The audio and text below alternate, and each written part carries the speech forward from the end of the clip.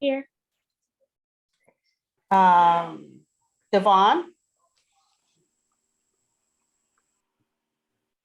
Mark. Present. And Dale. Present. Okay, thank you. And this is Dr. Hernandez. I'm present, Monique. Okay, thank you. Okay, Michael. All board members are present, including the ones that are absent. All right, thank you. And then folks, I know we've done this recently. If you'd like to put in the chat kind of who you are and what brings you to this meeting, we'll give you that opportunity. And our next step is to, are there any announcements?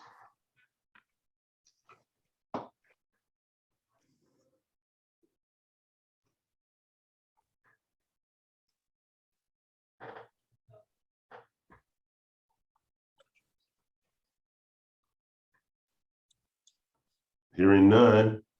Actually, I do. Who's that? Oh, hello, Patrice. I know RJ usually comes through with something good for us, but I was surprised that you didn't jump up. Yeah, yeah. So I'm happy to share that we will be releasing our AB 109 community programs RFPs. We are in the process of putting sort of our news flashes together so that they will go out either today or tomorrow. So we're looking to procure services for civil legal aid, family reunification, mentorship, and then evidence-based programs and housing and employment services, as well as management of the network system of services. So those RFPs will be released today.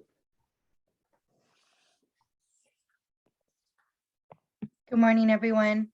The Reentry Success Center will be hosting an orientation for our upcoming Alpha cohort, both today and tomorrow. Alpha is scheduled to begin on Monday, so if you have any interested community members who could possibly benefit from the program, please go ahead and have them reach out to the center. Thank you. This is Lila, and I have a quick announcement as well. If I put on my Rubicon hat, we will be looking to hire an impact coach for our 101 Broadway location. And so please do look at the rubiconprograms.org website for that new position to be coming out soon. And thank you all for the time. And it's great to hear your voice, Tiffany.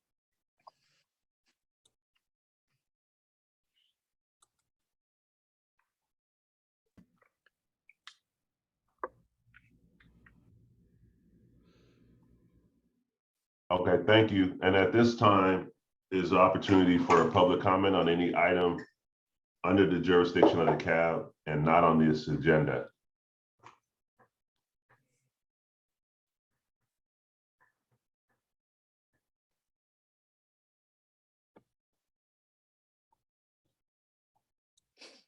Hearing none, we'd like to move on to the approval of the minutes from November 17th, 2021, the general CAB meeting, and that's attachment 1.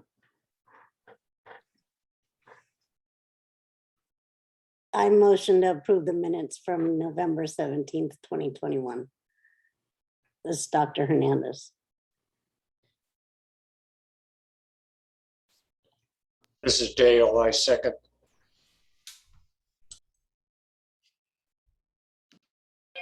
All right, is there any public comment?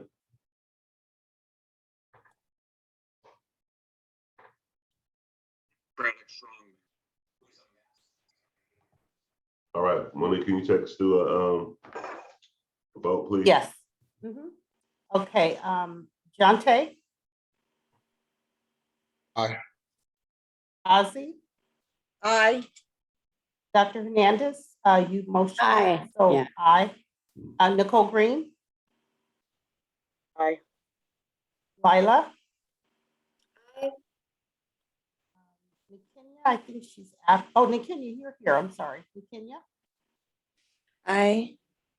Crawford? Aye. Shayla? Aye. Devon is absent, I believe. Mark Thomas, Aye. Dale Harrington, Aye. and then Michael, you. All right. Okay, motion passes unanimously.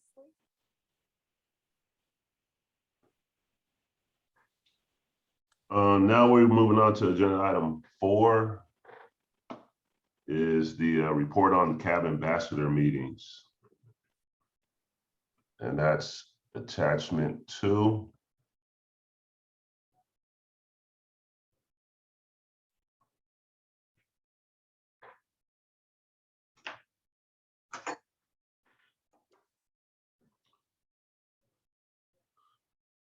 Yeah, and if somebody from these meetings could just do like a quick overview. I know we have the written report for this meeting. Shayla, you gonna handle it? You want me to? Don't want to put you on the spot.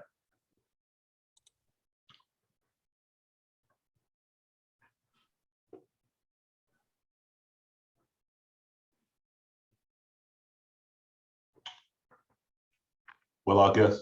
Sorry about that. I was trying to take myself off mute. And I was trying to make an appointment with Kaiser at the same time. I'm sorry, I'm having a crazy day. So the report out for the meeting with John Joya, it definitely went good. John Joya, of course, is a big supporter of CAB. He's definitely excited about the work that we're doing. So some of the things that came out of that meeting was like, he's very interested in what we're doing around like the advocacy around disabilities. So he liked the idea about increasing targeted support and expanding the community-based resources for individuals with disabilities that are also justice involved, including those persons with physical and developmental disability, as well as those experience occurring mental health and substance use disorders. But overall, it was a really good conversation. And like I said, he's definitely supportive of CAB work and is really excited to hear about the work that we're moving forward. And I'm not sure if I missed anything, but I think that's about it. And I just do want to add that it was quite a benefit for me riding along with Shayla there as well, because she was very familiar to Supervisor Joya. So I just sat back and let the conversation flow, but it was a good conversation. I agree. Thank you, Shayla. You're welcome.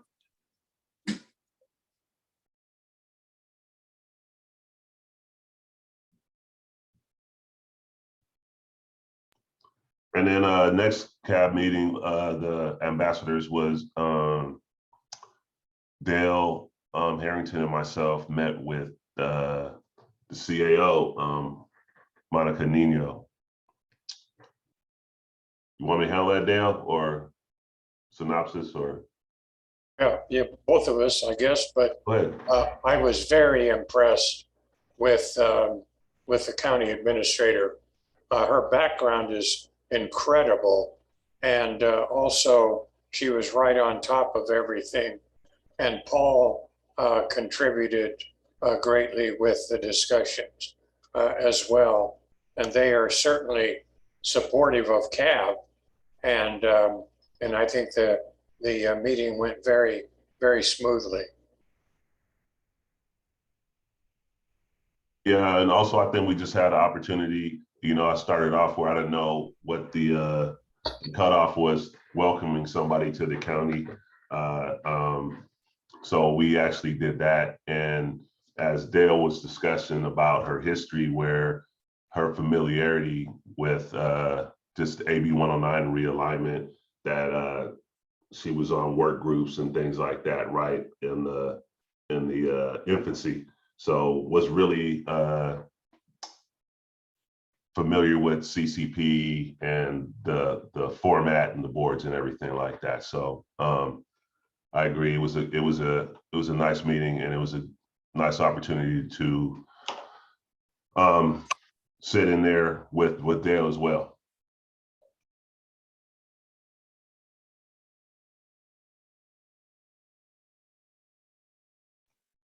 And lastly, so as I spoke in the last CAB meeting, really, we did send all this stuff in. It was supposed to be last meeting, but there was a glitch.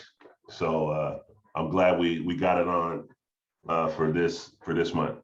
Mark Thomas and I met with Ellen McDonald, public defender, and I don't know, Mark, would you like to say a few words and then I can piggyback on? Okay. I hear some other sound in the background. Okay, me and Michael met with Ellen McDonald. I was impressed with her commitment to providing successful reentry and to getting people early representation whenever they come in contact with the criminal justice system. I remember the word she used is holistic intervention is something she was very interested in. So that stood out for me. But she was very committed to the things that CAB is doing. So I will, Michael wants to add something. Yeah, and then very familiar with CAB in that over my tenure here, 3 years, we have supported early intervention, the holistic intervention. So we have supported also the social workers and things for public defenders. So very familiar with us and understanding, like I said, I think one of the bullets that I reiterated the call for transparency in all interactions. And then they're one of the agencies that, we're really appreciative of all the agencies that absorbed budget cuts and allowed the CBOs to remain whole.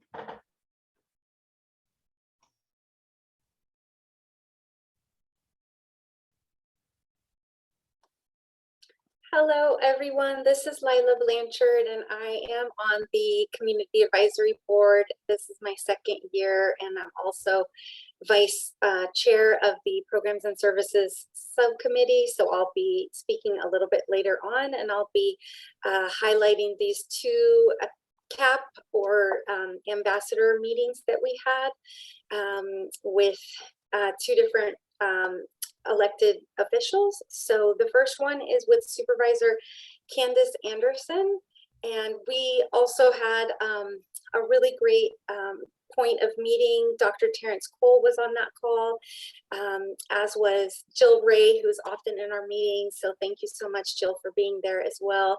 And I just wanted to really highlight the action items that came out of that space. Can you scroll down just a bit, Monique, and that way I won't have to scroll back and forth. That's great. So this is a theme, and I really love it that we have a document a little bit later on that highlights themes across the different meetings, the ambassador meetings. There was a desire to see focus on data, goals, and outcomes and what works, as well as accountability. Continuing, Supervisor Anderson asked us to continue to ask for accountability on the budget in collaboration with county leaders, such as the probation chief, who is highly supportive.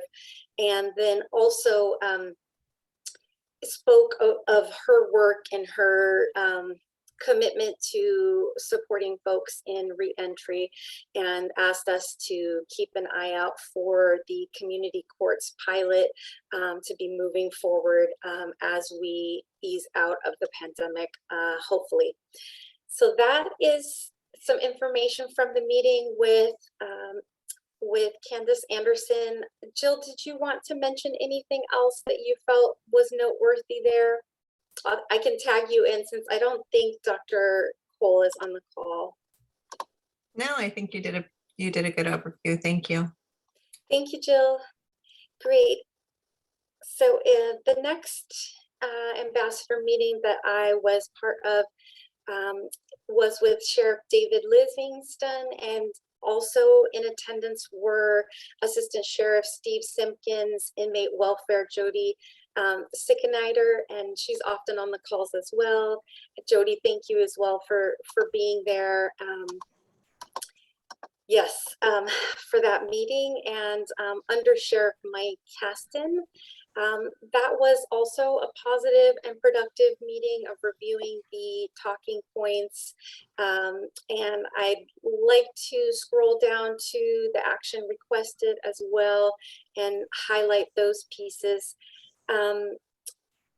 So the sheriff wanted to, underscore commonalities and, ways that we want to support folks who are reentering the community in the best way possible in the county.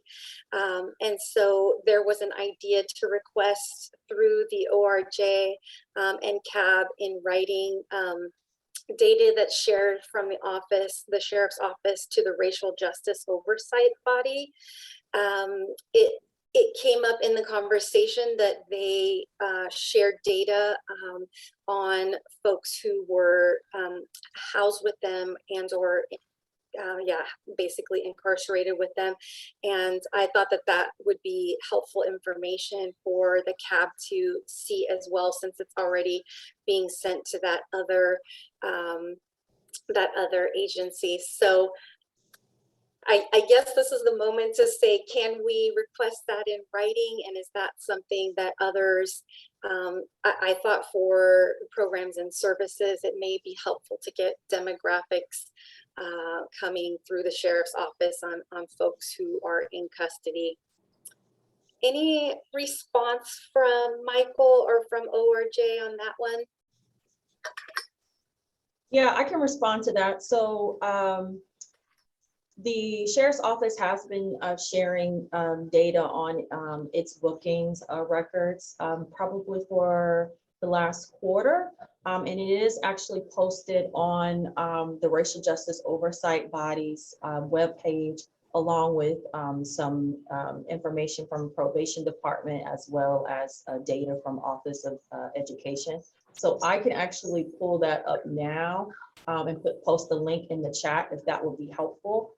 I'm not so if there's anything more than that, we certainly can support CAB in drafting a request for further information.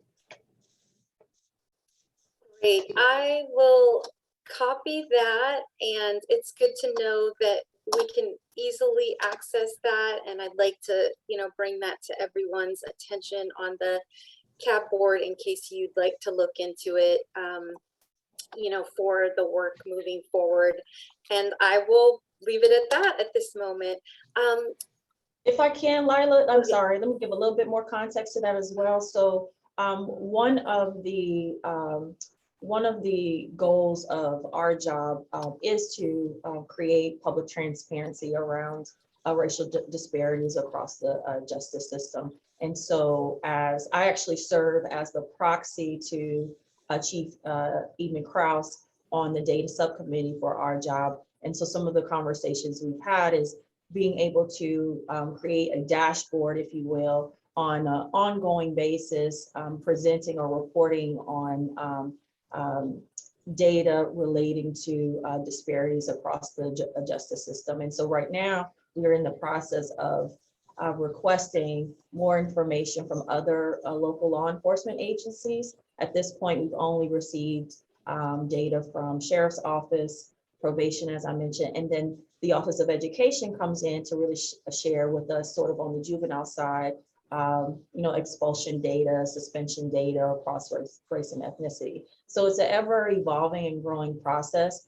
And certainly CAB members are welcome to participate in those meetings and offer feedback and even some suggestions or strategies as to how we can better partner and get the information out to law enforcement agencies to also provide support as well, or submit some data. There was also a formal request from our job to the district attorney's office to also provide some information as well. So we're awaiting response from that too. So a lot of good things are happening, and I will be sure to include the link to the data reporting site in the chat in just a minute. Patrice, I already did, as well as an RGOB data subcommittee agenda with the attached data that has been received in the past. Thank you, Jill. You're so on it. Thank you so much, Patrice, and thank you, Jill. So the other piece which may connect to this dashboard that you're describing is that the sheriff also offered to share data on 5150 calls for the Programs and Services Subcommittee to illustrate the need for more MIH first responders. And the sheriff did, was in support of increasing that and shared that regular officers are still handling most calls and, wanted to see increased support for that. Any response, Patrice or others, on that point there? Is this something we already have in place? I see Jill's hand up. Not at the moment in terms of actual data, in terms of data with regards to the 5150 calls. But I guess later when we talk about the CCP update, we can talk a little bit more about Sheriff's Office did receive funding or their funding request was approved to hire on additional Met officers. And then the behavioral health unit will also have, will receive some resources to hire clinicians to match with that. But outside of that, or at least that's the latest on that front in terms of funding for supporting response to mental health issues or crises out in the community. Got it, Jill? I would just add to that, the Measure X committee came up with a bunch of recommendations for the sales tax funding, and the board did approve full funding for the A3 model, which is the new crisis response model that expands all services across a variety of different areas in the county. And so we are addressing that. I don't think that there's any doubt in our county that we need funding to crisis response and to move it away from the police departments and sheriff's agencies, understanding that they will still be needed on some level for these responses. So like Patrice said, Met officers and the clinicians are funded through AB 109. And on top of that, we have this A3 model, which it was a $20 million one-time ask and then ongoing support for that model, which will provide a variety of responses, as well as the San Ramon Valley Fire Protection District has a pilot program where they'll be using their paramedics to respond to crisis response in the San Ramon Valley area. And so that was also funded through Measure X. So I think there's a whole variety of areas and a lot of funding flowing into that at this point in time. Certainly you could get the 5150 calls. I think we have that information at the county level because we are the receiving agencies for all 5150s. So our psych emergency services, which also was granted funds to upgrade and expand their facilities through Measure X. So we do have that data available. I don't know that it would be helpful just to have it from the sheriff because it's a countywide issue and it affects all agencies, all ambulance providers because they're the transporters, as well as our psych emergency services. So happy to share links with you to get that data countywide versus just the sheriff's data. That would be wonderful. So whether that is shared with ORJ or, shared at a next meeting in January, that would be great as a follow through to get that. And thank you for the additional the additional information and report on good news happening. So thank you both for that. So the items of discussion again were the talking points and the sheriff and staff expecting to see an increase in individuals incarcerated at the close of the pandemic. And we had a brief discussion about what diversion and restorative justice alternatives the CAB may be requesting. And that's it for now, unless yeah, I don't think anybody else is here on the call that was part of that meeting, but thank you all for listening. And Jill, do you have your hand up again, or it hasn't gone down?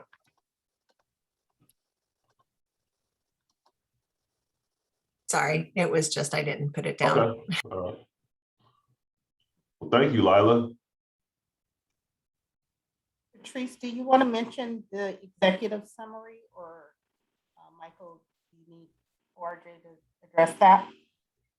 Sure. So after going through all of you all's wonderful report outs, and it was good to kind of get a brief overview of your meetings and the discussion points that came up. There were a few themes that did present themselves. I'm sure I may have missed a few others, but the reason why we put this executive summary together is kind of to coalesce all of the discussion points that took place and some of the next steps that were discussed during the meetings. So if you can scroll down to the next page, Monique. A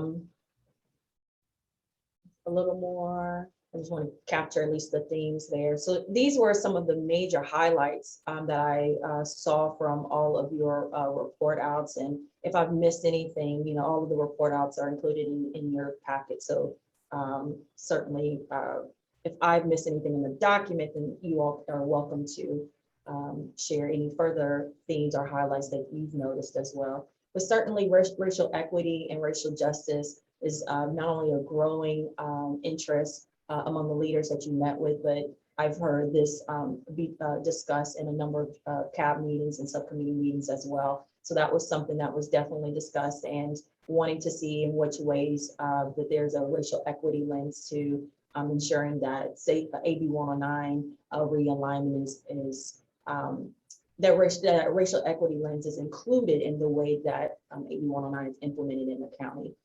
So that was something that came up. Certainly enhancing data collection and management in order to tell the story of the outcomes or all of the services and investments that have been made through AB 109. That was certainly something that continued to come up, as well as in an effort to improve public transparency and accountability. Mental health support and mental health treatment particularly was very clear throughout a number of you guys' meetings.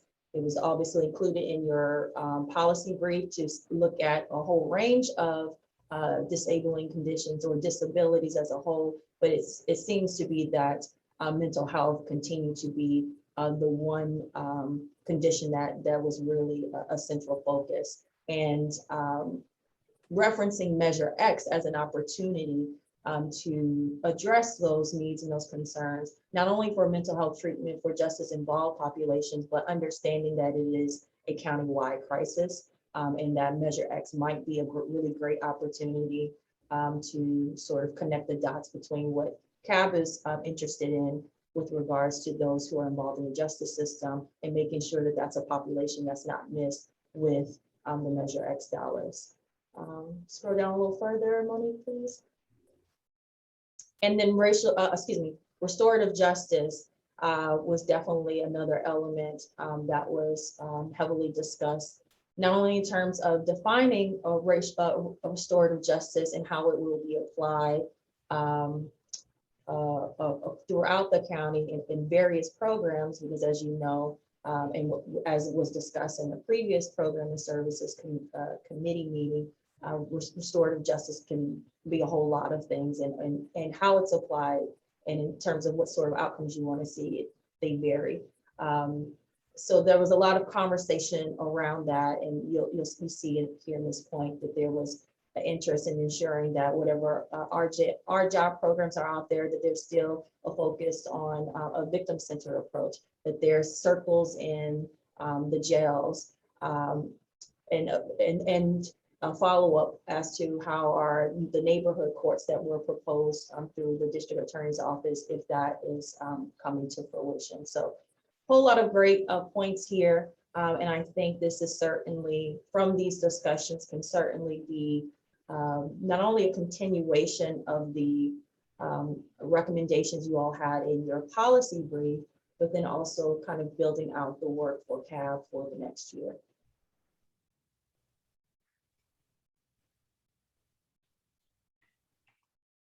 So I'm happy to answer any questions, and I see that Jill's hand is up. And sorry, I'm going to go on that same Measure X discussion again. So there was a significant amount of money that was allocated out of Measure X funds for a housing trust fund. And that's a year-over-year contribution. I think it's $10 million. I think it was $12 million in this first pot and 10 million ongoing, or vice versa, I can't remember, as well as a chunk of money for permanent supportive housing, the establishment of permanent supportive housing. So rather than going to the Measure X to ask for this specifically, what I would suggest is the CAB be part of those conversations on how best to allocate those resources, because they will be for a variety of housing ideas, models, supports, rental relief, rapid rehousing. There's a whole bunch of things that was thrown into that. So I think that's an important conversation to have, rather than go to Measure X and ask for specialized funding when the pot is already there.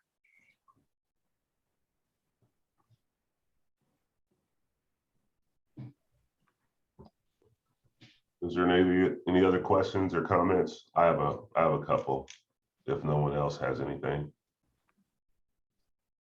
Well, just my few comments. One, I really want to thank ORJ for putting together the ambassador meeting report. One thing I do notice is that we did miss EHSD, and I know we had some folks that were assigned and resigned. And so I am open to try to see if we can get them in before the end of the year. So maybe reaching out to somebody who's going to be coming back next year to do that. So today I'll see what we can come up with to get them in before the end of the calendar year. And then just to piggyback on what's already been said, going forward for CAB, you know, I think some of our focus and work is being done already. So I know we're going to talk about the retreat later on in the agenda, but you know, from where I'm sitting, it seems like some of our goals and focus is being determined for us based on excuse me, based on some of the ambassador reports and some of the things we talked about in subcommittees. So just want to thank everybody for participating, and also going forward, the idea, you know, I know Shayla and I were on Joya, and we're both leaving. So, you know, the hope is as you go forward, folks that are returning to CAB, that there's some sense of continuity, and that, you know, you may continue at least with one of your assignments with someone that you sat down and met with this time around. I see Dale has his hand up. Dale, you got a comment? Yes, I also attended the Measure X meeting that Jill was talking about, and it was interesting. There was one person who basically said that law enforcement personnel should never be involved at all in responding to a 5150 related type 911 call. But then another person pointed out that there are times when a gun is involved at a residence. And so you don't just want a counselor going there for that. So it appears to me that it's what would be helpful, of course, and we can't control what people say when they call in, but if it's a life-threatening thing, then law enforcement should be there. But if not, then the counselors might be more appropriate.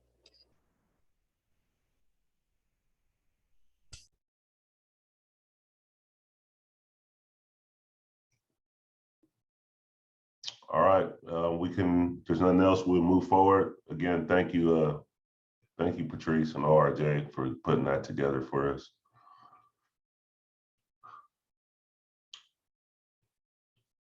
All right, our next agenda item is approval of amended operating guidelines. from that ad hoc working group. Crawford, you here to speak on that?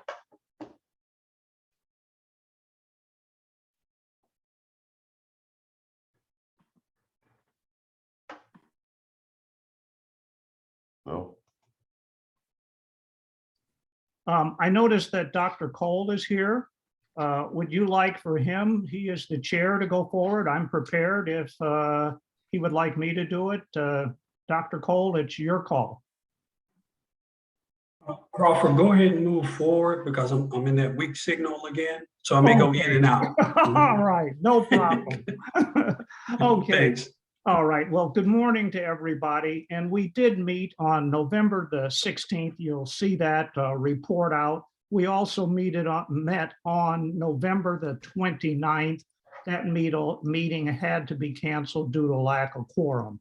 Let me now go to the meeting where I think we've got a little meat here to share with you.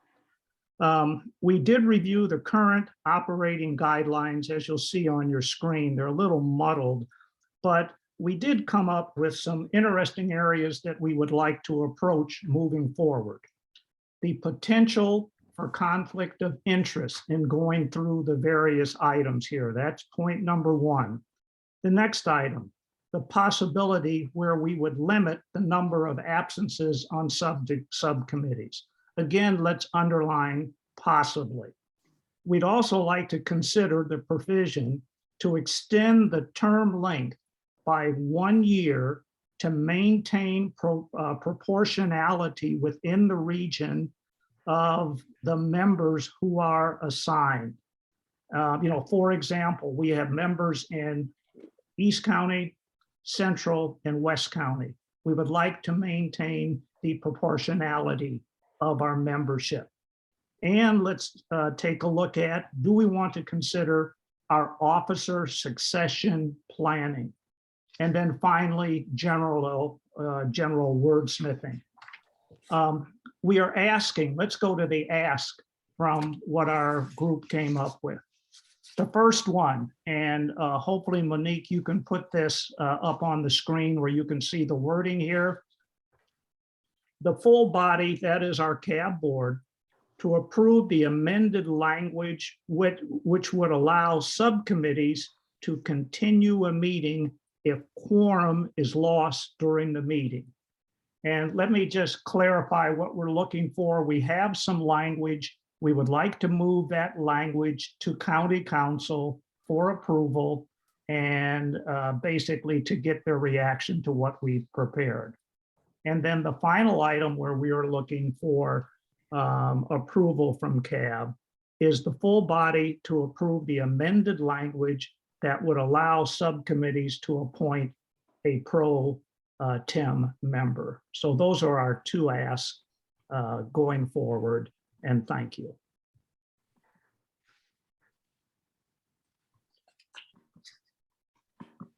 So if I can jump in really quickly on those notes, we actually did hear back from County Council on that, and I see Jill's hands up because I'm sure she has some more to add to that. But just to give a little bit more context, we found this language from the Council on, I believe it was the Council on Aging and their bylaws.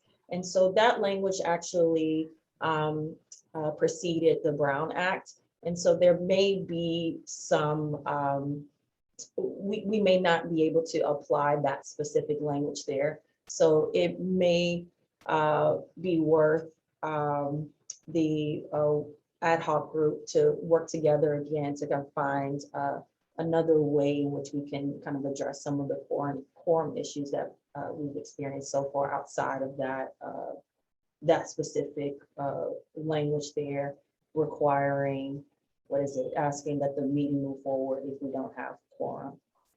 Jill, did you want to add more?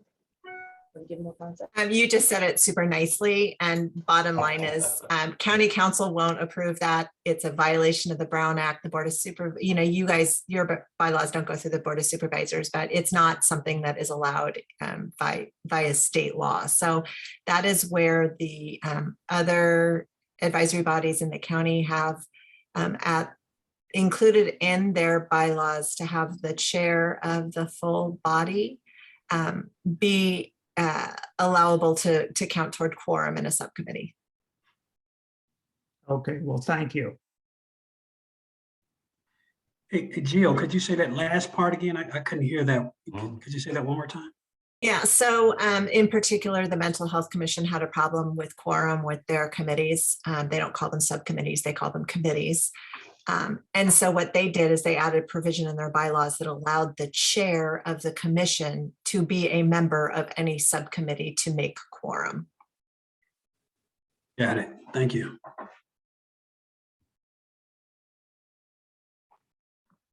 I can add a little bit too. So as we're going through this process, and I may cut in and out because of my microphone, and I apologize for that, but I have been speaking to county council to give them a heads up if we were to move forward on something. So the quorum issue is important, and they mentioned that we could send it through, but they wanted me to do, we wanted to discuss it before submitting it to them. So it may not be approved, but we can still move it forward to see what they say officially. And so that's the research behind the scenes that I'm doing, speaking to the county council and just giving them the different scenarios and options of what this body from the ad hoc committee has mentioned.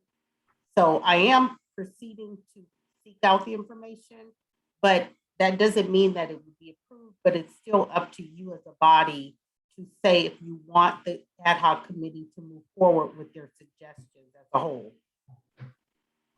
So you really were going in and out of Monique. So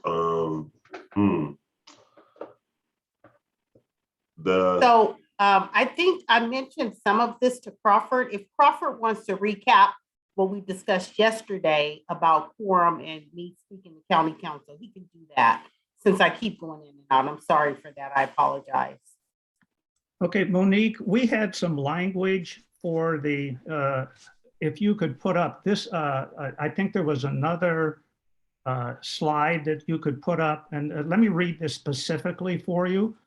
This is what our ask is on the full body. The full body to approve the amended language that would allow subcommittees to continue a public meeting if quorum is lost during the meeting.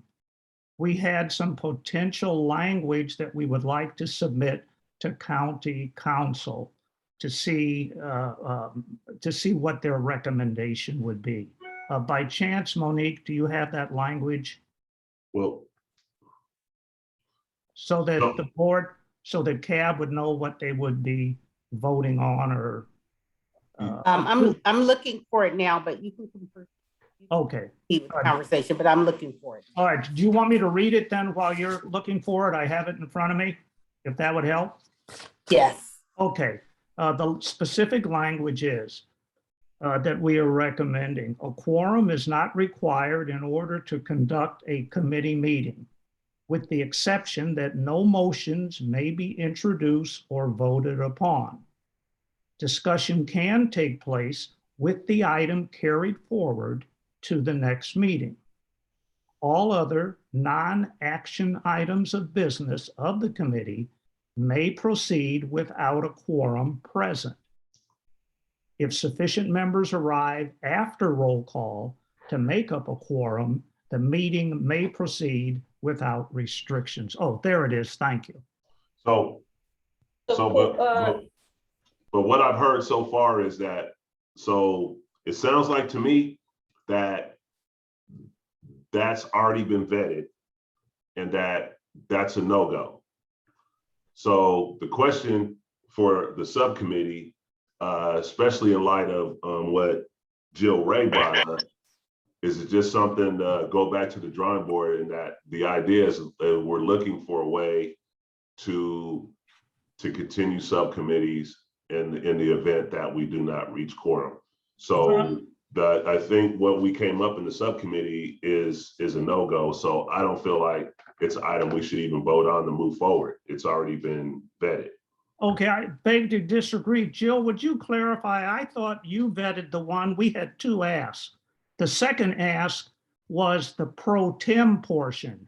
And the pro tem language was from, I guess, the Council on Aging or, pardon me, the Yeah. County Advisory Council on Aging. That Yeah. is a no-go. So That's a no-go, which I understand, Jill. Does that also apply to the wording that is on the screen now? So as I read it, a quorum is not required in order to conduct a committee meeting. That is a violation of the Brown Act. A quorum is required to conduct a committee meeting. Okay, So all of the rest of that doesn't matter because you can't have a meeting without a quorum. You cannot convene a meeting without a quorum. okay, fine then. So we'll forget all of that. And then if during the meeting you lose a quorum, the meeting ends immediately. You cannot continue a meeting without a quorum, period. Okay, excellent then. Thank you.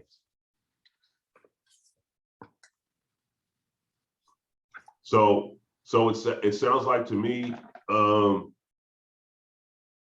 Dr. Cole and Crawford, it sounds like to me, and unfortunately the second meeting did not happen for the reasons that what we're working on that we didn't record.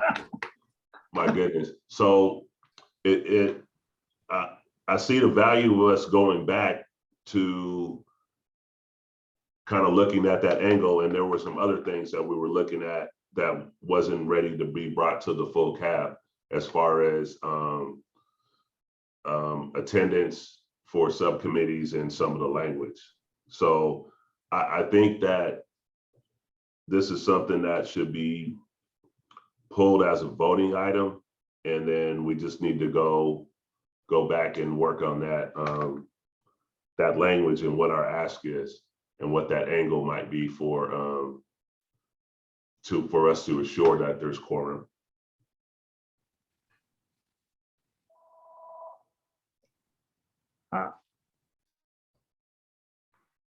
I concur, Michael. This is Lila. So to confirm, this will be an ad hoc committee that will continue in the next year of the CAB? Lila, I don't think we want the ad hoc committee to, go on month after month. We have specific things we want to deal with. And then after that, we should be finished. We've got some other items that were listed there. The first two we will not pursue, but we do have those other items that were listed that we have to follow up on. As we indicated, there could be issues with potential conflict of interest. We may want to talk about absences on subcommittees.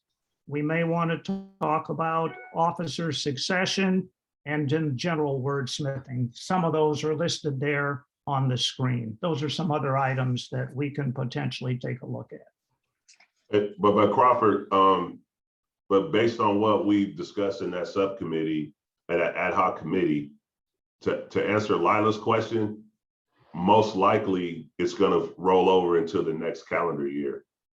I mean, correct. Yes, that's what she was asking. So it's not going to be necessarily ongoing, but we already talked to that. Most likely there's going to be a January meeting at the minimum. And it appears that anything else that is going to be discussed in that meeting is a voting item for CAB and not necessarily something that would have to go through county council, is my understanding.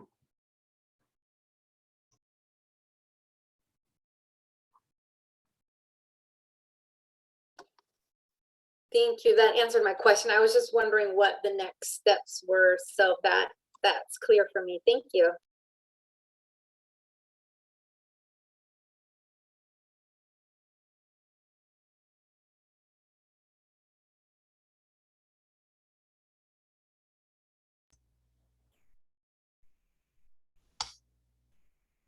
Yeah, thanks for that report out, Crawford. This is Dale. I have a question. In Crawford, in section 2, where your committee made some suggested changes. Is that up for a vote? I'm sorry, I was on mute. These are just some of the areas that deserve further attention by our ad hoc committee. Oh, okay. Yeah. I have a comment on section 2, but if now is not the time, that's fine. Well, because I guess the idea was that, and correct me if I got this wrong, Crawford, the fact that the second ad hoc committee did not occur, with the idea that we thought that the items we were talking about were going to have to be vetted, and that maybe that wouldn't be taken care of until maybe January. We wanted to get that to the full board first. And then the other items that you might see, Dale, those are items that the ad hoc committee is gonna, once it's finalized, maybe some language changes that they're proposing, that's gonna be brought to the full cap to vote on. Exactly. And Dale, these are our discussion points, and naturally we are open to any other points you might want to add to this list at our next meeting. So what? Okay, my only, I'll just make my comment here. In section 2, the last sentence says, in no event can a CAB member serve for more than 3 years in any 5 consecutive terms. Mm-hmm. And I think it should be 4 consecutive terms, because there are people who have special expertise that should be able to return as members and help. And I don't have that right in front of me, but I believe that is the language that's the existing language, correct? The existing language says 5 consecutive terms. Right. And I'm suggesting that it be 4 consecutive terms instead of 5. Okay. In other words, so that you, for instance, could return sooner if you wanted to. All right. So noted. And that's something that was discussed, but you remember that, Dr. Cole or Crawford, for the next meeting? That was, I do recall that. That will be another point that we're going to have to, again, these are just general discussion points that we had. And again, we're going to take a look at the other, provisions.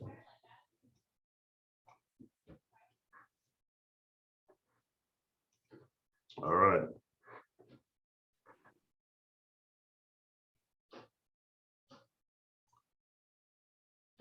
Okay, so at this point, we want to receive reports from CAB subcommittees and external meetings.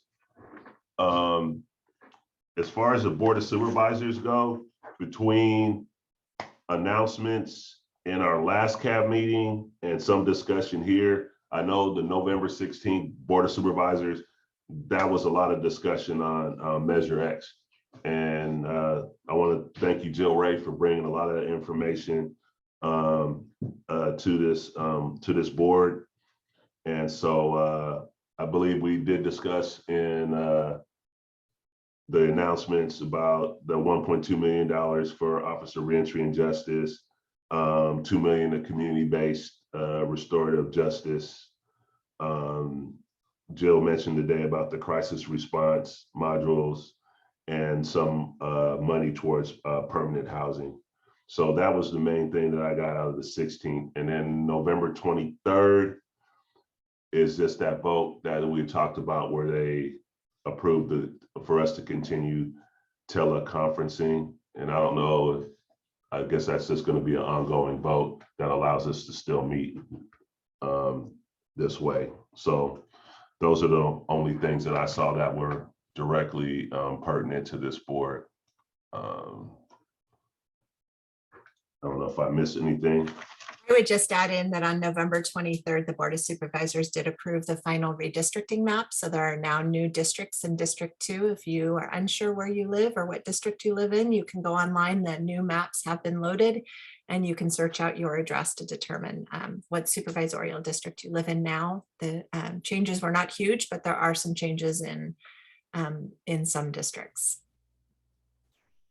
Jill, I was wondering, can they develop a larger picture, so to speak, or version of that so that you could look at each district as a separate page and expand it so you can see locations more easily?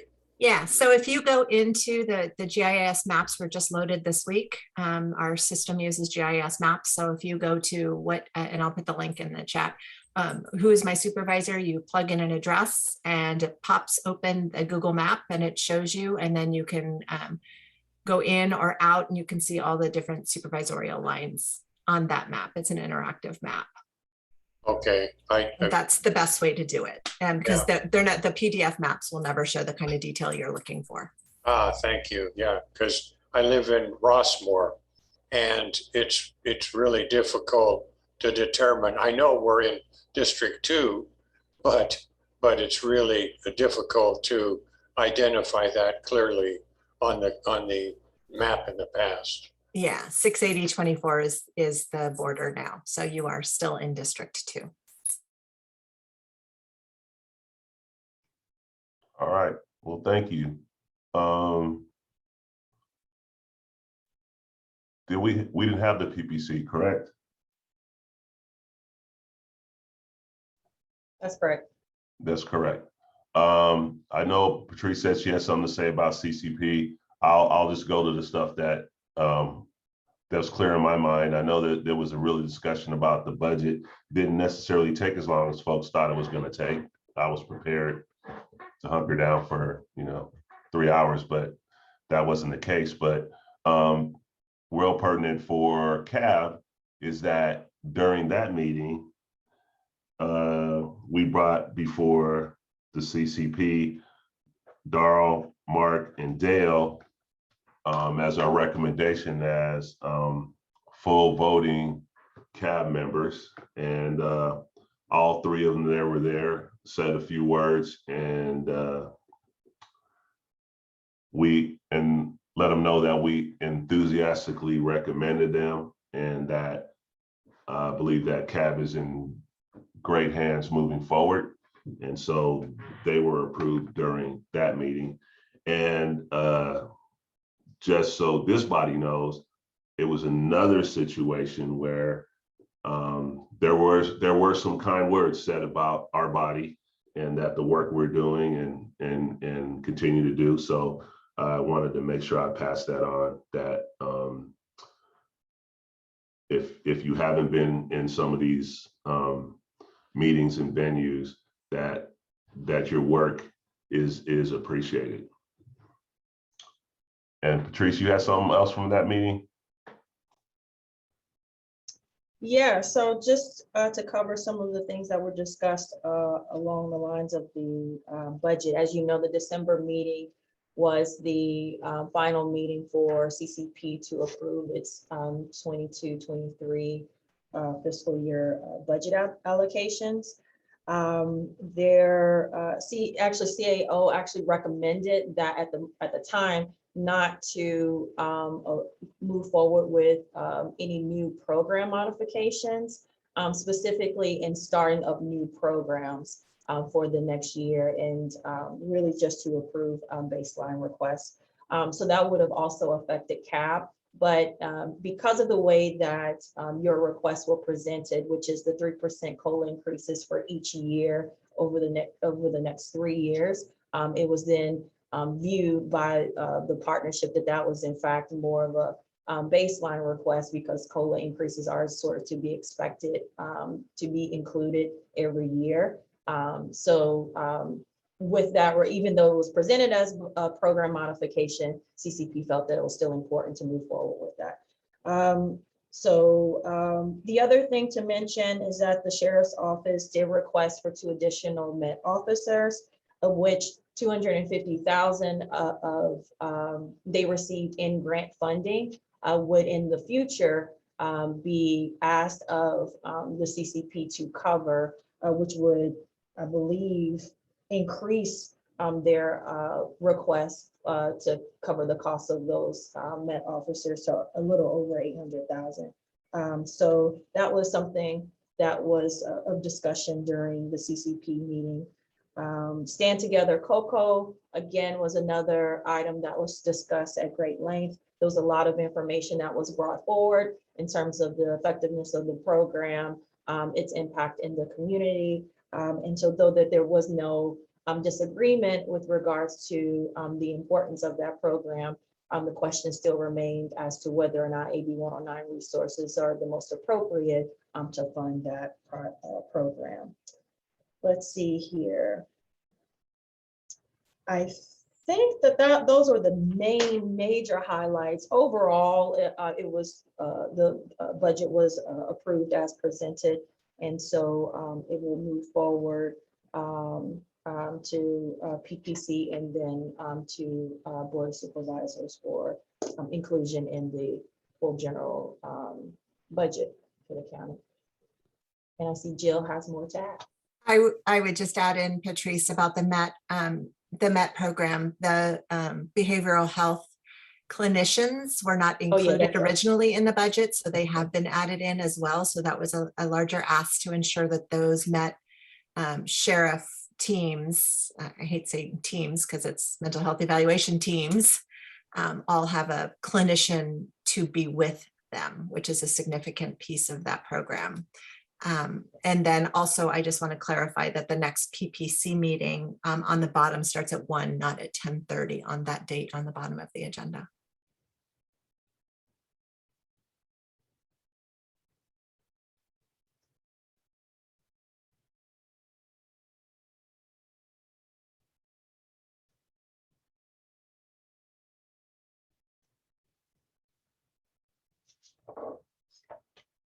So that was it in terms of the CCP report out. There's no set schedule just yet for next year's meetings. As you know, CCP meets quarterly. And so hopefully we will hear something soon from CAO's office on the meeting schedule. And just a reminder, CAV's policy recommendations will be agendized throughout the year. And I know I probably sound like a broken record, but I'm going to say it again to the board, that's a big deal. And the fact that, you know, hopefully that's a precedent that we set that our requests are agendized. So the onus is going to be on us to be really thoughtful and meticulous and kind of determining what our asks are every year. Oh, I'm sorry. And then one more thing, just to kind of echo what Michael shared in terms of the kudos that CAV received from the partnership. Not only are they very impressed by the work that you all have put together, a few members actually referenced the ambassador meetings that they had with some of you. So clearly that is making an impact. They also, Chief Eamon Krause also recognized Michael Pitts as your chair, given that he is terming out, right? And won't be serving as chair moving forward. And so a lot of kind words and expressions were offered to him in appreciation to his service and his leadership. But overall, CAB was certainly highlighted as an awesome body to work with CCP. They're very impressed with the fact that CAB has been very diligent about recruiting membership from those with lived experiences, as well as a diversity, a range of experiences involving the justice system. So that came through loud and clear, and just wanted to emphasize that for you all. So for those of you who weren't at the CCP meeting, there was a ton of kudos sent your way. So warmed my heart, hopefully it warmed yours too.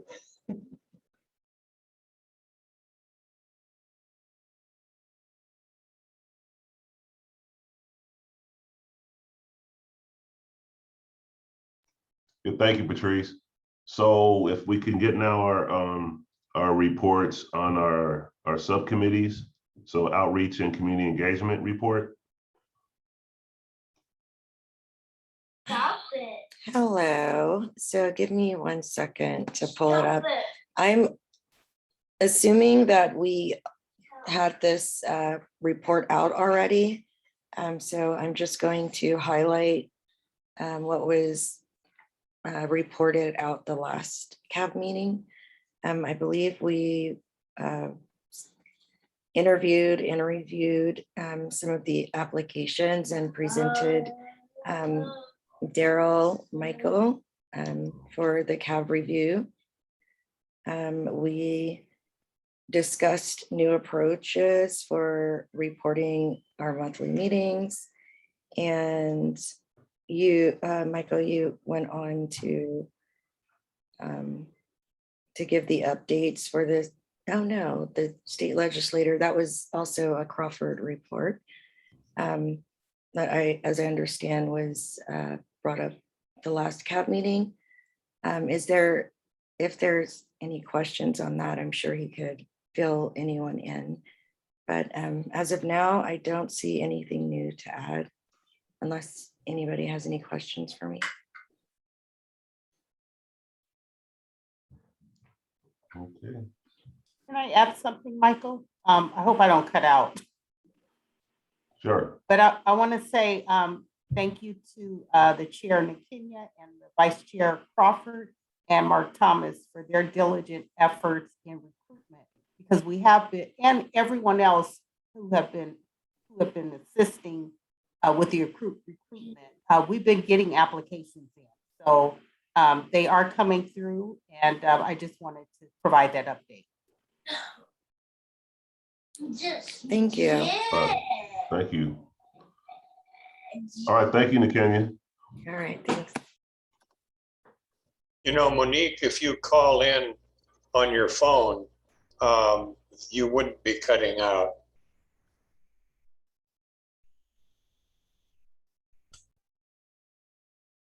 So we got a report from the Programs and Services Subcommittee. Excellent. That's me. Lila, you're on. You're putting in work in this meeting. Go ahead. Thank you, Michael. So we have a little bit of business that we want us to talk about with the full board after our last meeting for the year for the Programs and Services Subcommittee. So we, the bulk of our time was spent reviewing our restorative justice work this year.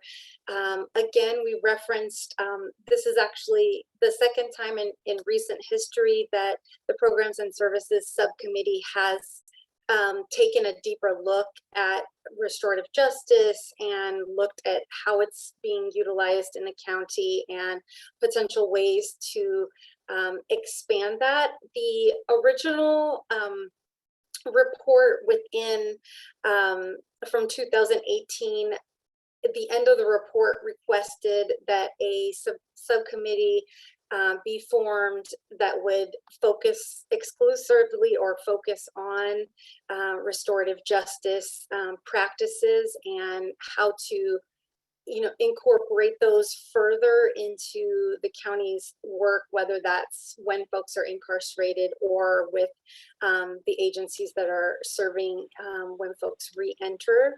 And we had the question come up in that meeting of if anyone knew why that recommendation wasn't taken up. We weren't sure, but it didn't happen. And so here we are 3 years later, wrapping up the work that we've done, and some of the learnings that we have are, we have some ideas about how restorative justice could be utilized and enhanced services. Patrice mentioned those earlier on when she did the summary as well up above from the ambassador meetings. And so, you know, whether it's offering restorative justice circles inside of jails and prisons, and or, you know, giving more access to the reentry community for understanding. We do realize that this is, you know, it's not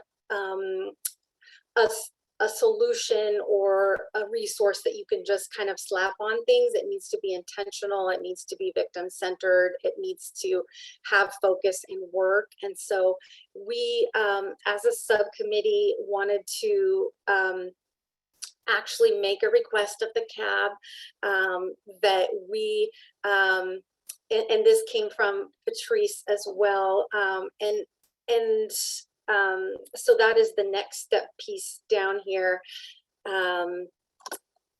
Yeah, where we would request that this at the CCP meeting that a committee be formed to research and suggest ways that restorative justice can be used for AB 109 services, you know, with the learnings that both of these programs and services subcommittees have submitted. We do feel like it needs to go up a notch in order to be more widely offered across the county and embedded in the most impactful places.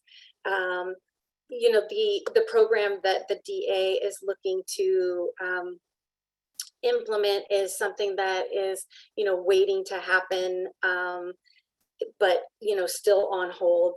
So that is our ask. You know, I have had some time to think about this in preparation for this meeting, and I stand behind that recommendation. And I think I also, in my mind, just, you know, is this the ask that CAB wants to make? Is this the thing that we think is going to be most helpful and move the needle forward for folks who are reentering the community after incarceration, you know, including, you know, folks on this board and the community. So I will take a break there and just, yeah, check in and see if there are any questions. Yeah, any questions before I, you know, summarize that ask for the board again.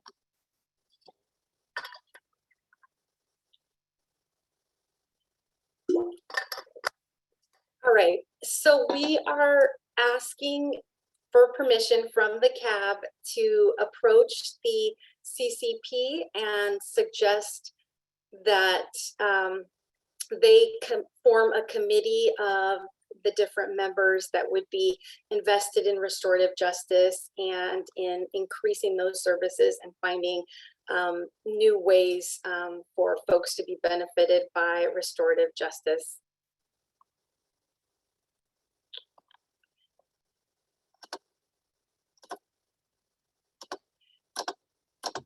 Okay, Michael, can you speak for the board? Do we have permission? Do you have any questions? Well, I guess my question would be,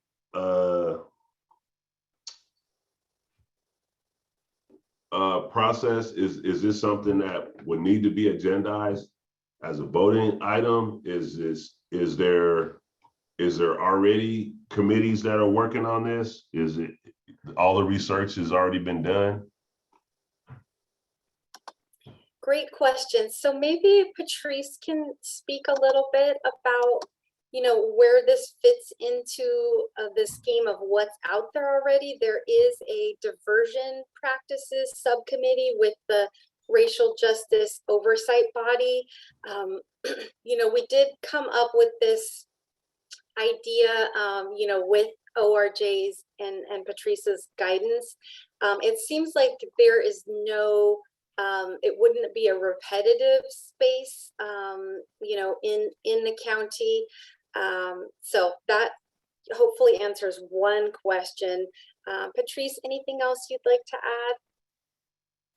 Yeah, so I'll just clarify what my recommendation is, and that's where your policy recommendation on restorative justice, which will likely be agendized in a future CCP meeting, is the opportunity to plan to present a little bit more specifics with regards to that recommendation, which may include then this creation of a subcommittee to CCP on restorative justice. So given that as part of the recommendation in the policy brief is to have an inventory of where restorative justice programs exist.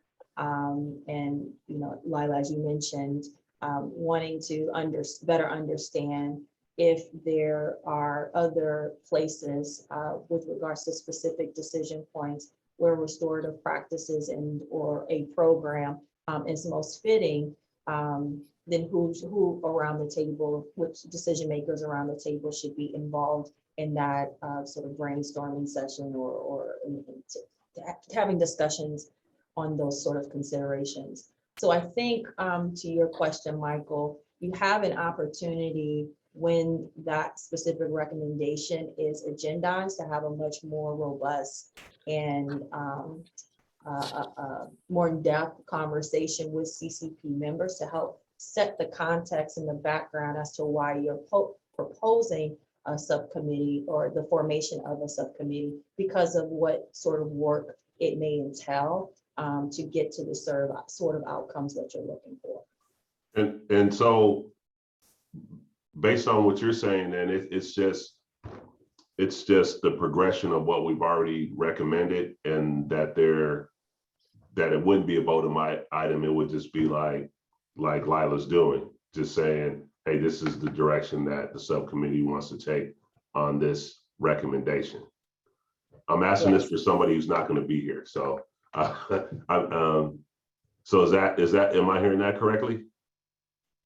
Yes, that's what I think ORJ is recommending, so that you have a real discussion point or several discussion points with CCP, so they can better understand why CAB feels that there's a need for a subcommittee specifically on restorative justice. And that committee could be the mechanism for pushing for some of the other ideas you had in your policy brief around restorative justice. You'll leave it to the partnership to decide whether or not that's feasible, and if the various members, you know, have time and availability to participate. All right, yeah, understand better.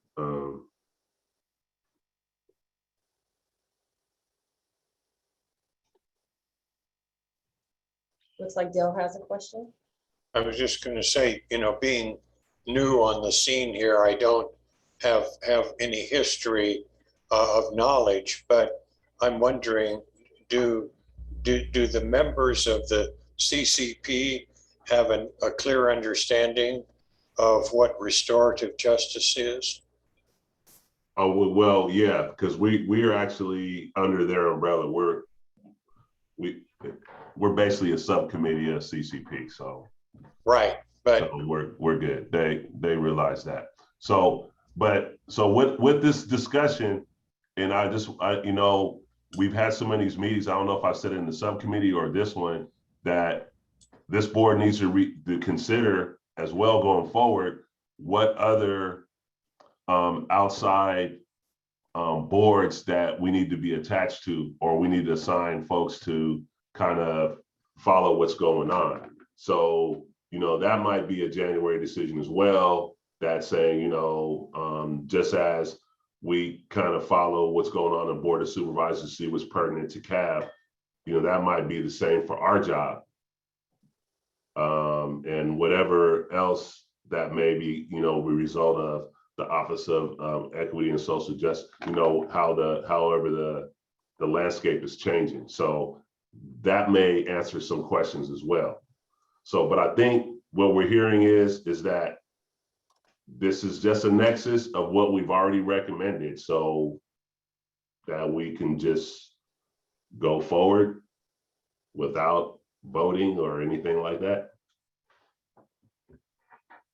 You know, Michael, I'm just thinking that that we attending transportation meetings, for instance, and homeless meetings and housing and those kinds of things. It maybe we need to sit down and identify the existing focuses and then decide about attending those various meetings. Well, I mean, I'm just putting it out there. I know even with housing, you know, the question is, and the one thing that the reason that we report back on these meetings is that it's truly that we are looking for a nexus to what we do. So I think for our time, you know, volunteers, even something with housing, maybe that's going to be just a very small percentage of what's going to really impact us. And that maybe there's some other boards or groups that are meeting that's more maybe justice involved, and that housing is a component. And then we would get our information that way. If that makes any sense. But I agree wholeheartedly that for this next cab is that might be something to discuss. And I don't know if that to discuss what added meetings that we may want to be part of. Because we were part of like the Prop 47 before that went away. And I know the reentry meeting got changed to quarterly, I think, or something like that. So yeah, something to look at, Dale. I would certainly support what you're proposing. I think that's really important. And not only would it provide us with information, we can provide them with information, and it can make CAB more visible throughout the county. I'd like to also mention that, you know, you may very well have members of CAB that are also members of these various bodies that you're hoping to gain some information from. And then two, during the retreat is typically an opportunity, during the CAB retreat is usually an opportunity where CAB looks at sort of the landscape of the reentry and justice field, if you will, and begin to do some planning from there. So I'd like to throw that up too as an opportunity or as an idea that maybe some of these discussions can take place during the retreat as well. Right. I'm on two area agency on aging committees. Housing is one, mobility for transportation is another. So that's how I'm sort of aware that there are a lot of those out there that we can connect with. Excellent, thank you. So to summarize what our next step will be, this is kind of an interesting, you know, piece of work that we have still from our subcommittee, because we are ending one year and then moving into the next year. But it sounds like we have support to further engage the CCP around restorative justice, to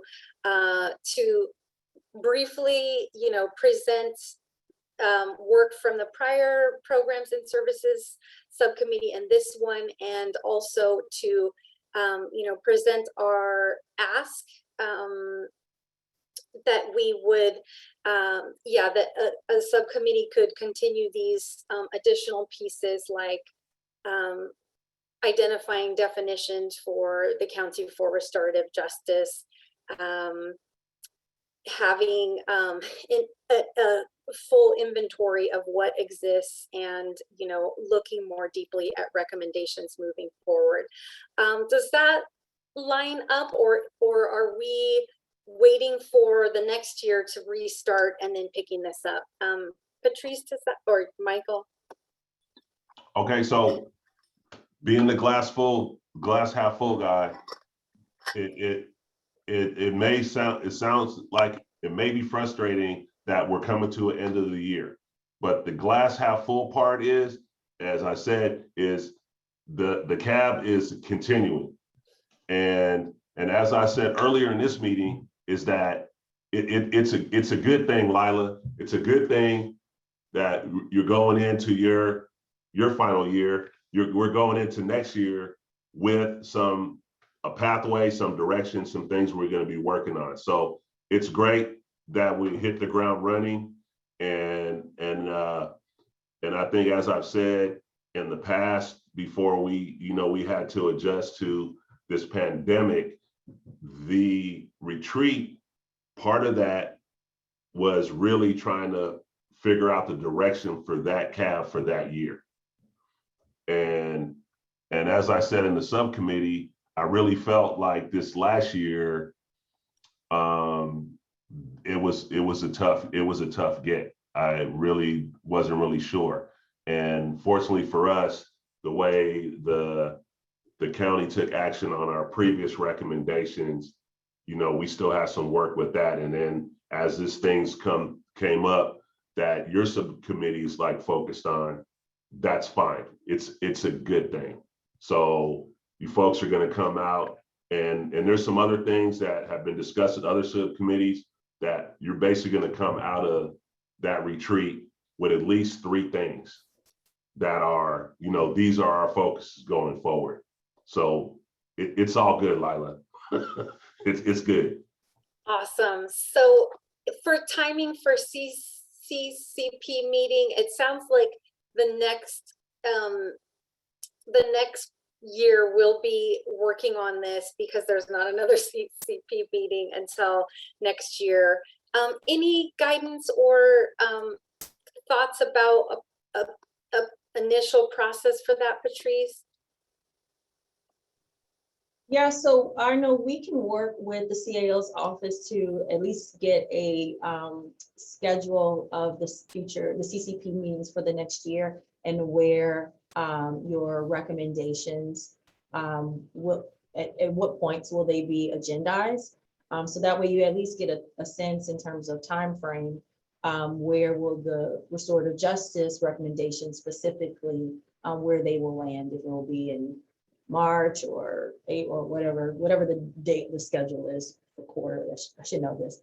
But and so that can give you at least some room to think through what is it that you want to present specifically to CCP. If you want to do some follow-up conversations with different CCP members leading up to, given that restorative justice was a pretty strong theme in your ambassador meeting. So doing a follow-up is certainly wouldn't hurt. So anyway, you got some time to think through what your strategy will be between the start of the year and whenever your recommendations will be agendized. And then that will be your opportunity to present to them about possibly formulating a subcommittee and all of the work that you hope will come out of that subcommittee. Yeah, it seems to me, Patrice, that we have plenty of time between now and their meeting and Lila to develop some points that we want to present to them.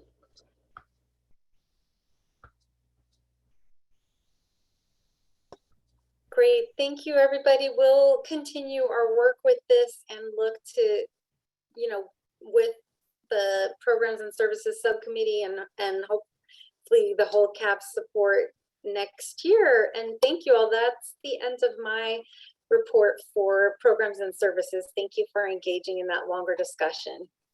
All right, thank you, Lila. And our Mr. Vice Chair, Jonte, you have the report from the Policy and Budget Subcommittee. Actually, Michael, I do. So the Policy and Budget Annual Report out includes previous meeting discussions, lessons learned, accomplishments, and highlights of policy and budget agenda topics throughout the year. Just to speak very briefly on our last meeting, we obviously reviewed the work plan with no changes. We also had strong conversations surrounding where we would be headed as far as our last meeting in December, in which we chose not to have at that time. As far as the fiscal year for 2021, some of the main activities that we really just brainstormed around is we had an excellent presentation put together from Ozzy and Dr. Hernandez that gave us some great data surrounding identifying areas of biases and disparities in the county's criminal justice system. Excuse me. We also had some great ideas on the ways that we can obviously receive support surrounding our AB 109 budget template. And we also discussed ways that we would like to get ahead of the ball for next year early on. A lot of it will be discussed in the retreat as far as it really ties into the accomplishments in which we have built direct relationships with numerous offices such as Federal Glovers and also Diane Burgess' office. We really, was patting ourselves on the back because we felt like what accomplishments we had surrounding the COLA increase and ensuring when the CCP approved the 15% or more over and under expenditure for 25,000 was a really big accomplishment because obviously when we give our recommendations, we also have that goal to ensure that transparency and accountability was added into that piece. And I think everything else as far as the other highlights, Patrice so elegantly described earlier as far as us getting that information with the Measure X and also just working closely with the new Racial Equity and Social Justice Board, so we can just tap in and many other areas with the same direction we're obviously headed, just to improve the well-being of those that have been justice impacted. And the rest is just regular information for individuals if you want to tap into the agenda just to, just briefly read along other things that we felt that we accomplished this year. Ozzy, anyone else from policy and budget, definitely want to give kudos to you all. It was a great year for us, and I know that we worked really hard. So I just want to just place that first and just say, big kudos to all of you because you really, really came through a lot of times for all of us, the entire body. So if you guys want to add anything, go ahead.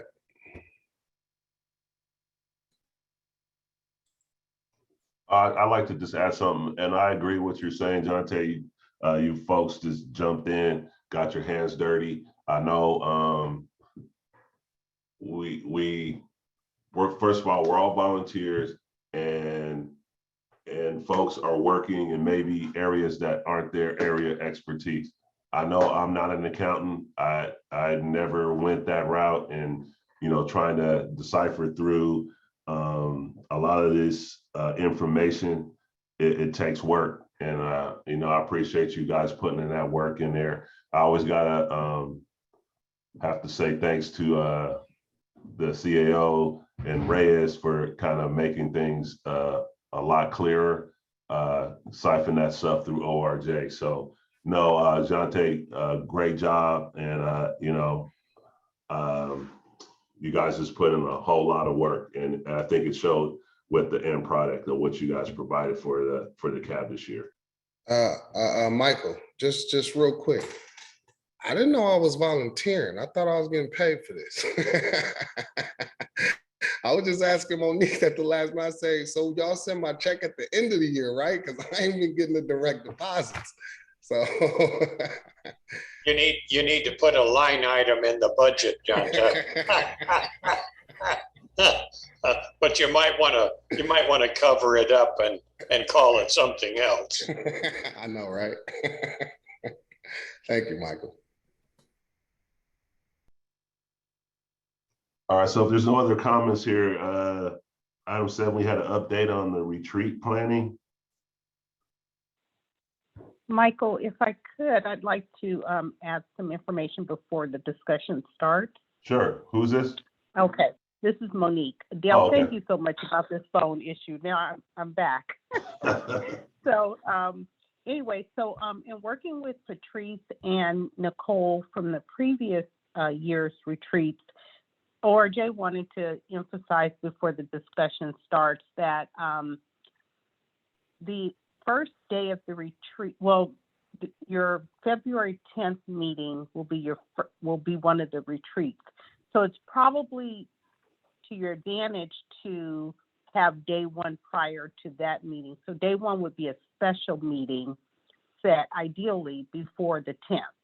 It could be the day before or a couple of days before, but if you could consider day one being a special meeting before the February 10th meeting, which is your day two, and that's your official full body meeting. And the reason you would consider this is because the next week will start the committee meetings. So that's just something we wanted to offer as a suggestion. Obviously, it is up to you as a body to determine the date, but that's something you would want to consider. And as far as moving the work forward and being prepared in February and in March, starting the committee work and the full body work. So I just wanted to mention that, and also to do a quick time check. So it's 11:39. So I know this will probably be a rich discussion, but I wanted to just interject the time check as well. So 11:40 now. So thank you. Monique, correct me if I'm wrong. I think that with the first date, we were going to send out emails just to get a sort of roundabout tally up as far as what dates individuals would prefer, so we can see what works. Is that correct? So actually, today, thank you for bringing that up. So actually today, we wanted to get a pulse on what the body would like to consider as far as dates. Now, this conversation will, this conversation will go on or continue at the January meeting, which is January 13th, 2022. But also today to get a pulse on dates that you would like to consider. So that is really the reason why I mentioned the date. So just to get an idea of what the body would like as far as the date. So yes, something will also be sent out prior to the January meeting to get an idea, but this conversation is ongoing until we secure it, if you will. Okay, gotcha. All right.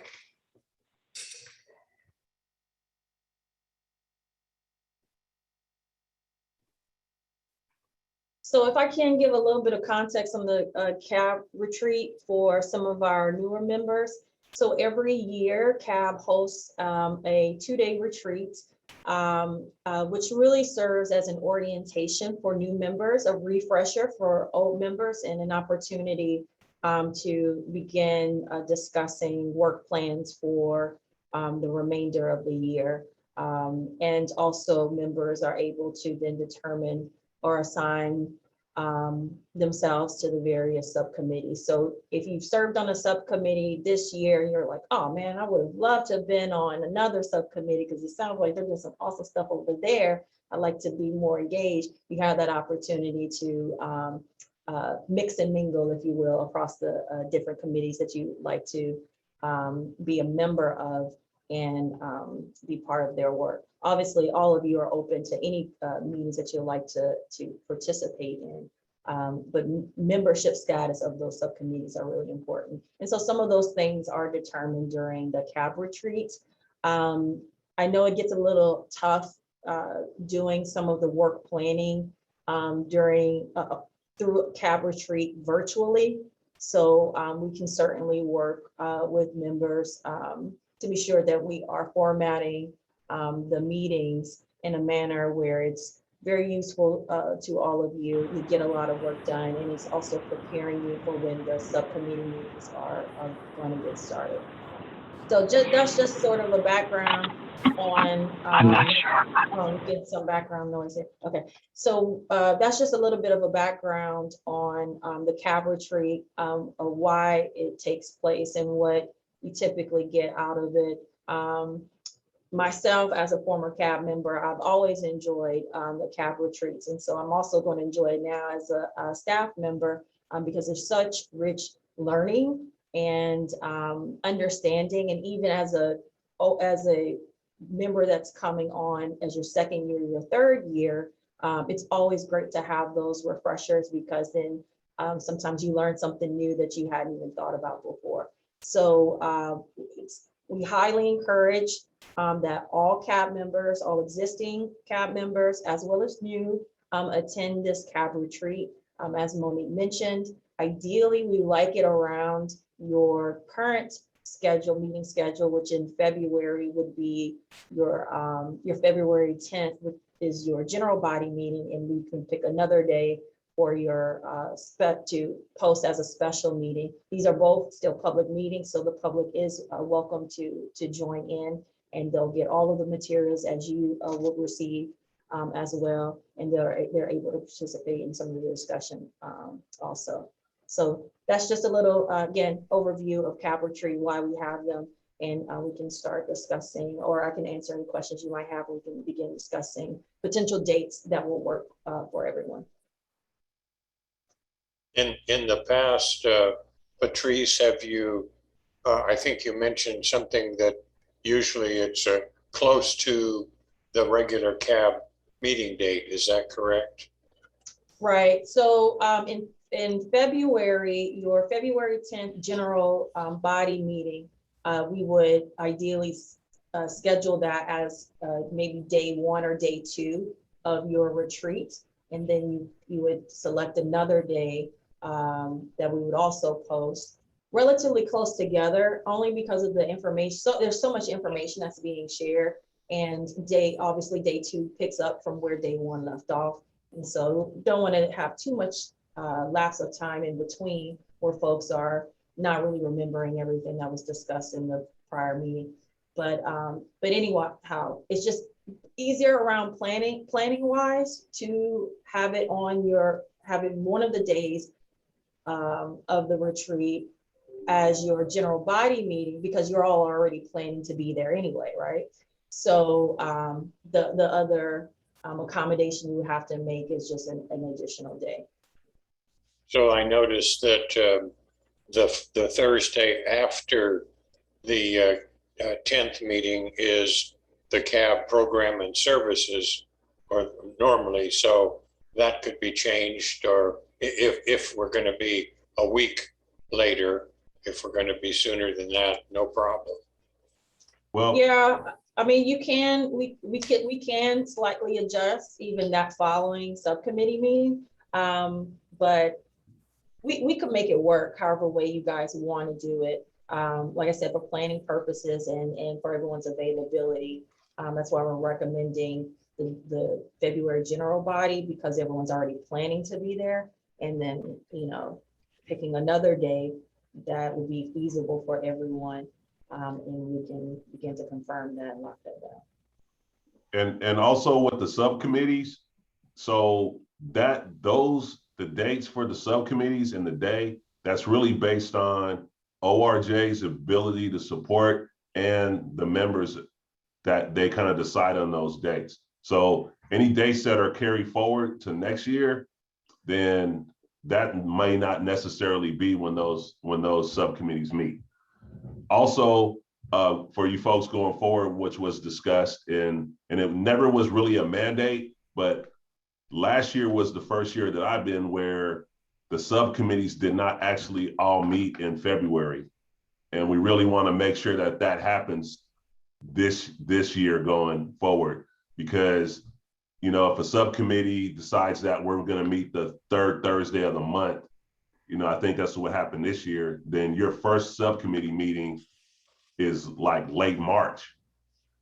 And so we really want folks to get that first one in February, even if it's not going to be on the cycle that's going to continue, if that makes any sense.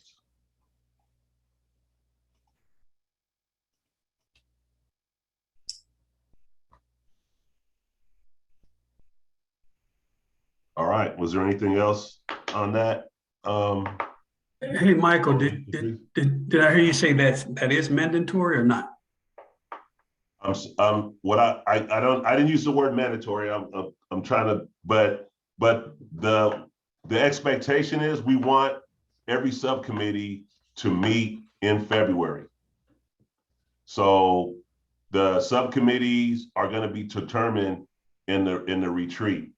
So we want folks to at least have one meeting with the idea that that date and time that you meet, that February, that might not be what your cycle is going to be. So if that subcommittee comes up that, this Thursday, we can do it on this date, ORJ can support us, we're going to get our first meeting in. And because, yes, we're going to get our first meeting in February and then move on from there. Got it. Thanks for that clarity. I used to work for I've used to work for the county, so I'm really close to saying, I try to avoid saying mandatory, must, shall, those kind of words. So understood. It's highly recommended. We prefer, so. And can I be reminded the first day, is that usually a half day or a full day? Like I'm kind of remembering like a 9 a.m. to a noon and then a 9 a.m. to a noon on another day. But can you refresh how long the meetings will be? And I think we're assuming these are going to be, I think we're assuming they're going to be remote until we hear otherwise. But I am, flexible on the other day as long as it's, close by that day. You remember correctly, Lila. Here's my fist at the technology. So in person, it was 4 hours. It was 8 hours. I believe it was, we might have got 5.5 out of that on Zoom. I don't know if we did the whole 6 or was it 6.5, something in that case. But yeah, you're right. It was 3.5 hours. The first one, and I don't know, 2.5, 3 the second one. Do you remember, Patrice? Was it something like that? I don't have the last year's agenda in front of me, but that sounds about right. So likely, it's tough, as you know, to do a all day, even half day, if you will, meeting on Zoom to sit that long. So it certainly won't go on for 4 hours each day. But we'll certainly look at the time. There will be some work that will probably get cut out of the agenda. For example, in past, when CAB met in person, it was easier to do like break-offs for folks who knew what committees they wanted to serve on and to start working on their work plans. So that way their first initial meeting as a subcommittee, they have their work plans sort of ready to go and can start discussion. That will likely not happen because it's difficult to do that kind of work planning in a virtual setting. So there's ways that we can kind of condense some of the information down so that way folks aren't sitting for too long. Thanks, Jill. So she has 2. February 8th was from 2 to 5, and then February 11th of last year was 9 to 12. So yeah, 3 hours there. I'll just add in that I did appreciate like having one day between. If we could, mimic that again, like a Tuesday and a Thursday would be great, but totally flexible and open to other options. I'm available both of those times that Jill listed. No, that was last year times there. Oh. Well, this year, 2021. This year, yeah, thank you. Oh, I see. Oh, I see. Yeah. On 2020 and okay. Yeah, so ORJ really trying to jump on this, and there is going to be some consistency with members, at least going forward. So this is usually something that was getting planned in January, right after you guys decide on your officers. So it's just really trying to get a quick start on this. So how about this to just to kind of move us along? If it would be helpful, maybe we can reach out to all of the members with some options of either, but still centered around the February 10th general body meeting. We can do the day before and the general body, or the general body and the day after, or a week in between. We'll set up a range of options with different times, get you guys' feedback, and start confirming from there. Would that work for everybody? And then do we have agreement that we want to center our timing around the February 10th general body meeting? Hey, Patrice. Yes. So question for you, is there a way to send out a survey so we can collect some data for archives, so that way next year we'll have the same identity to how to move forward for the next year, or the next year to provide information in which Michael is speaking on now, that we can look at the data to show where, everybody wanted to, use particular dates and times that was best during that time, even though they may change, but somehow to collect an archive of data for history for those who are coming and those who are leaving. Okay. We can, based on responses that we received from folks when we sent out an email alert, we can kind of put like a quick table together to see where folks landed. Sure, that's, yeah. Okay. Thank you. And if Okay, someone, Patrice, if someone couldn't attend one of those, I'm not talking about the CAB general meeting, but attend the other meeting, is that considered an absence? Yes, well, I have to double check on that because it is a special meeting. I'd venture to say yes, it would, because it is posted as a special meeting of CAB. Okay.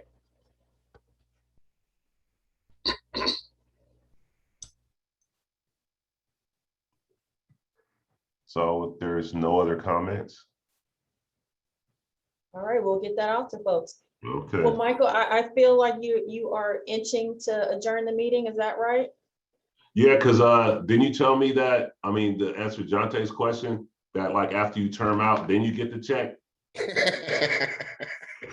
Well, you haven't turned out just yet. We have 5 more minutes. And so if I can take this opportunity to, first of all, thank Michael Pitts and Shayla Bonner for their wonderful leadership and support and work that they've done over the last 3 years. Y'all, they've been here for 3 years with CAB.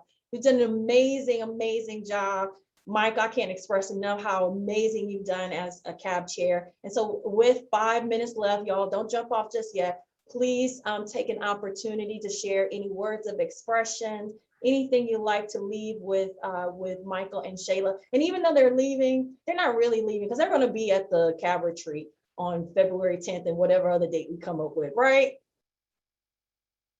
Okay, great. So they will be there. But while we have an opportunity, this is their last meeting as a formal member of CAB. And so just wanted to open up to folks to, give a space for you guys to share any words each you have for the two of them. Well, I personally want to thank you both. Michael, I definitely want to, send you off with saying, you've been very instrumental to this body. You came with a plethora of information. The guidance that you offered us, day one, it was just mind blowing. And your ability to relay information, as I always tell you, I get it, I got you, because it takes, an individual to step up and really guide individuals that don't know, but make them feel like they, will get it in a second. And that's, some of the things that I really liked about you early on, because it was hard catching on to everything that was going on, but you was really the wind at my back personally to, keep me focused and send me things to read so I could participate and, and use what skills and experience I have to assist CAB. So keep doing what you're doing. And I really appreciate you, Michael.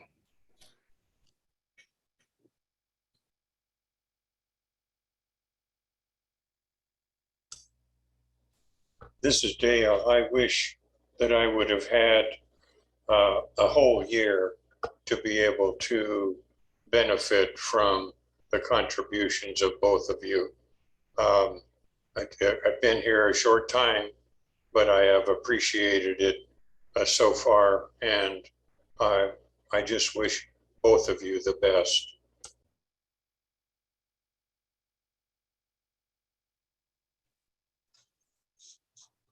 All right. Thank you. Both done a great job. I hate to see you both leave, but I understand the process. Wish you all the best. And Mike, I know where you work at, so I'll talk to you. Michael, Lila, I appreciate the opportunity to work with both of you. And you've always came with positive energy, to make sure things are moving forward. If things were blocked, you guys made a way around it. So appreciate your insight, your intuitiveness, your experience, your skill set, and your hard work that you've dedicated to the CAB. And hopefully we'll continue that. Dr. Cole, Lila ain't going nowhere. It's Shayla. All right. Yeah, Michael, I was hoping that the CAB was going to change the terms and make them like 2 or 3 year terms and unlimited so you could stay on. And but I did hear you say that you were looking for other volunteer opportunities. So we got lots of them at the county. So reach out if you're looking for something. I wrote into the chat, but thank you both so much. Yeah, I wouldn't be here without both of you. Michael, did my interview, and Shayla, when I found out you were on the board, I was just so excited to be a part of it and be in the same space as you. So thank you both. You've been amazing, and I know that you're all continuing the wonderful work in your spaces. Thank you, thank you, thank you. And Patrice, let me reiterate, Shayla, sorry, Lila. Thanks. Thanks, Jante.